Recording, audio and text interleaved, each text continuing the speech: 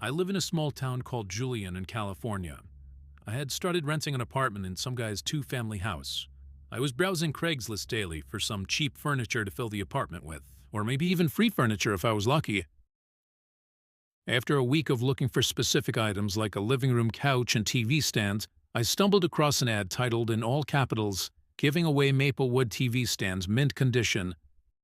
The ad obviously caught my eye, so I clicked it in a heartbeat, but the first thing I checked being the date of posting. It said it was posted a couple hours ago. This was a very good sign. The ad had a picture of the stand too. It looked pristine. The description gave an explanation as to why the owner was giving it away. Apparently her boyfriend was going away to the military and didn't have room to store a lot of his furniture, nor did he have time to sell it, and she would be moving back with her parents.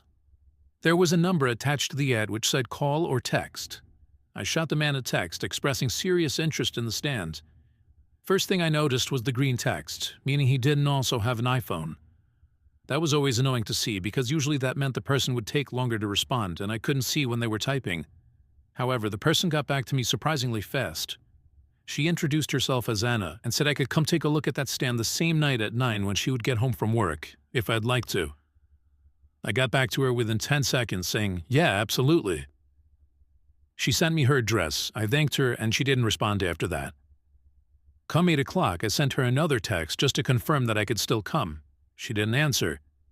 By 8:30 I was getting a little concerned and antsy, so I decided to call her. It rang 5 times, then went to voicemail. I didn't leave a voicemail, but she finally texted me back a few seconds after I called her. She said, "You can come now." So I put the address into the GPS, hopped in my car, and off I was to the destination. I pulled up to the house and knocked on the door since she said don't ring the doorbell. I gave the door 3 sets of knocks to no avail. I tried calling her. Again, she didn't pick up. But after the call didn't go through, she sent another text, telling me to just let myself in. I stood there for a second and read her text over and over at least 3 different times before responding back, "Is there a problem?"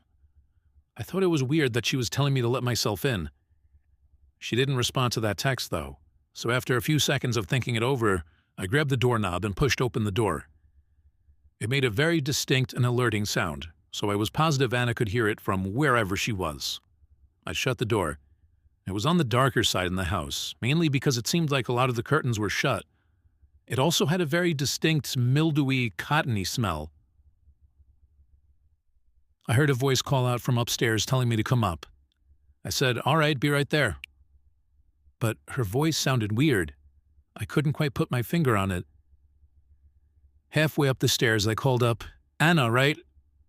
She replied back, "Yup." Again, her voice sounded odd. I got to the top of the stairs, and there were 2 sides of the hallway I could go down. I playfully called out, "Which side?" with a slight laugh in my voice, even though deep down I was finding the situation incredibly sketchy. Anna's voice came from the left side, from beyond an open bedroom door. I walked to the doorway and stopped.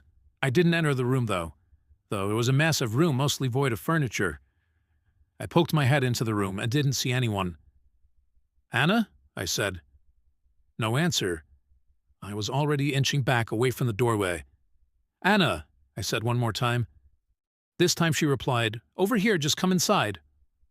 But it sounded like she was right behind the open door, and now I was realizing what was off about her voice. It wasn't a she at all. I was 100% sure it was a man pretending to be a woman. I said I forgot something in my car, I'll be right back. I turned for the stairs. That's when the door pulled open completely with force. But I was already on my way down the stairs before I could see who opened the door. I got to the bottom of the stairs, and I heard in a suddenly deep, haunting yell, "Come back." I opened and slammed the front door shut behind me, and when I got to my car, I never felt more relieved in my life. I drove down the street not looking back at that house. I blocked that number I was given as soon as I got home. When I went online to report the Craigslist ad, it was already taken down. I figured I'd leave well enough alone. It was not my problem anymore, and I would never go back to that house again, nor concern myself with it. It's still definitely a haunting memory to look back and hear that voice as I was walking up those steps and behind that door. What would have happened if I wasn't wise enough to run away?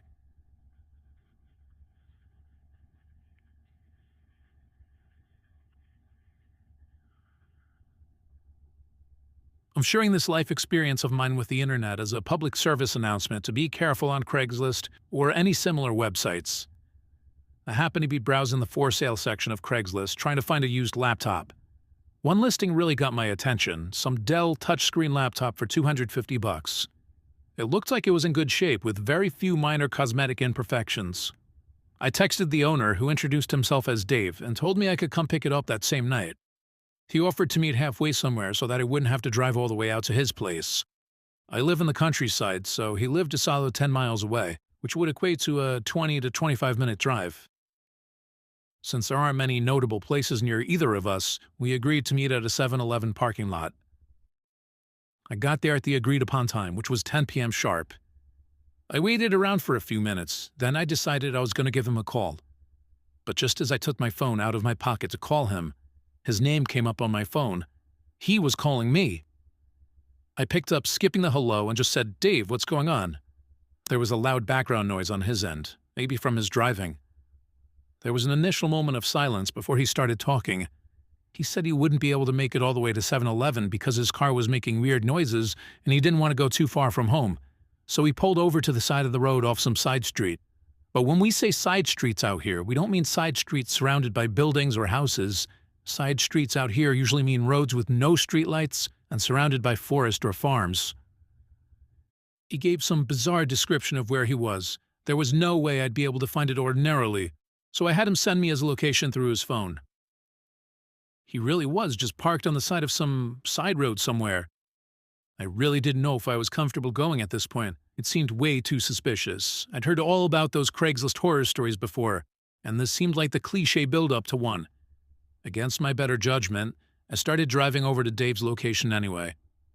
About 5 minutes of driving later on some completely pitch-black road, I eventually saw the reflection of someone's taillights parked on the side of the road.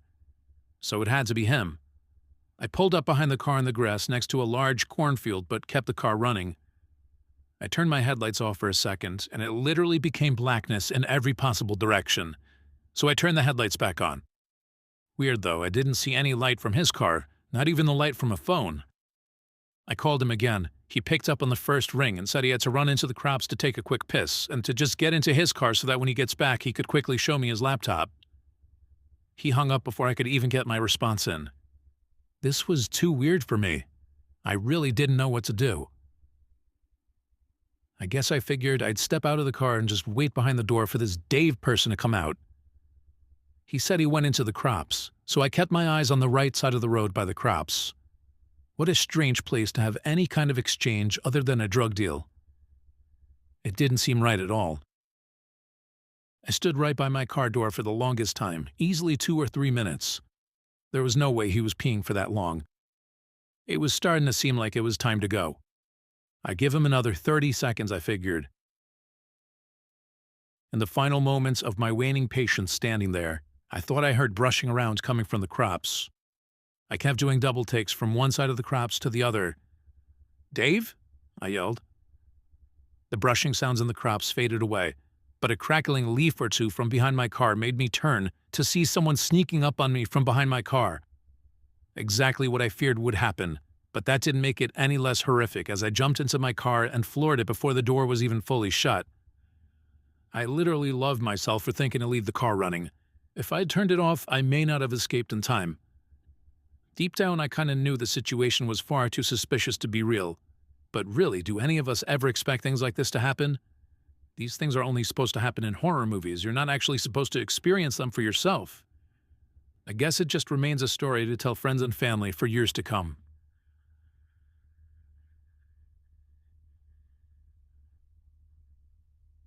It was 2011. I had to sell my old bicycle since I had recently got a new one.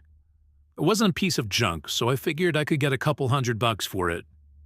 I had never used Craigslist before, so I had to have my son show me how to use it. He basically but how could I be happy really after this?